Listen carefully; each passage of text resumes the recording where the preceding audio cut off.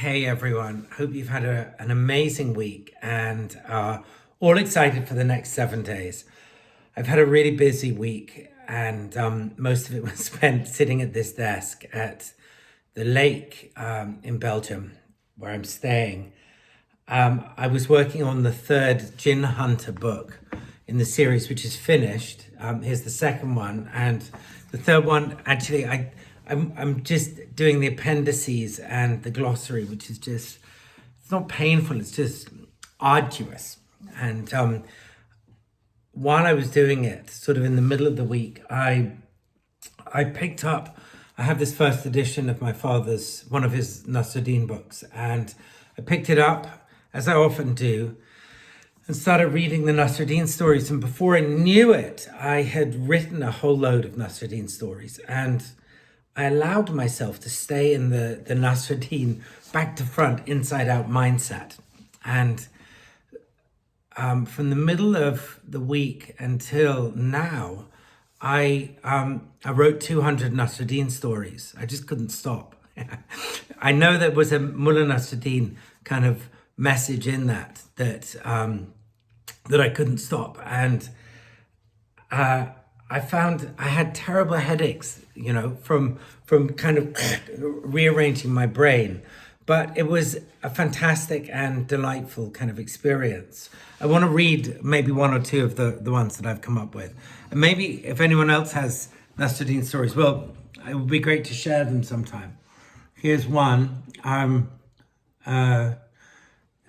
This book is called The Adventures of Nasrudin, and it's his world travels. So while in northern Iraq, in Kirkuk, during his adventures in the north of Iraq, Nasrudin was found spouting his usual blend of nonsense in the north of the country.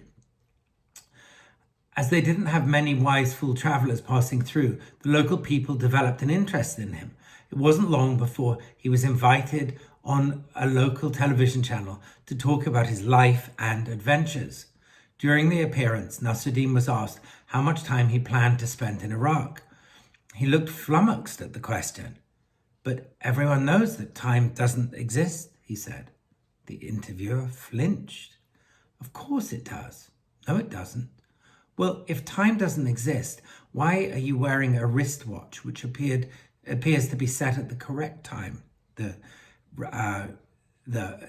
TV person said. Nasrudin swished a hand through the air as though the question was beneath him. I said time does not exist, he said curtly. I never said that wristwatches don't exist. So that's one. Here's another one from Istanbul. While in Istanbul, Nasrudin went for a haircut in a side street near the Galata Tower. Having left his suitcase just inside the door, he sat down on a chair. And within a minute or two, the barber had got down to work with his scissors. He cocked his head over to the luggage. So, are you traveling alone? He said.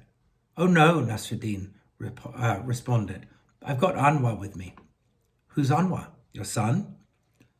No. Anwar's my shadow, Nasrudin answered. The barber frowned. But a shadow isn't a person, so it can't have a name. The wise fool shrugged. What is there to say that a shadow can't have a name? He answered. Because shadows don't. Maybe not here in Turkey, but they do where I'm from. Really? Yes, all the shadows have names. In a lifetime of cutting hair, the barber had heard all kinds of tales, but never anything so strange as shadows having names. There was silence for a while. Then, rekindling the conversation, the barber sniffed. So, tell me, what's the population of your country?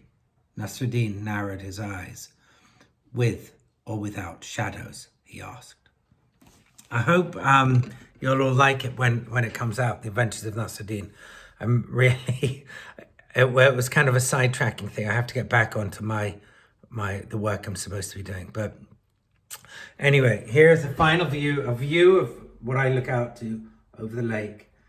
And I feel blessed. Big hugs to everyone.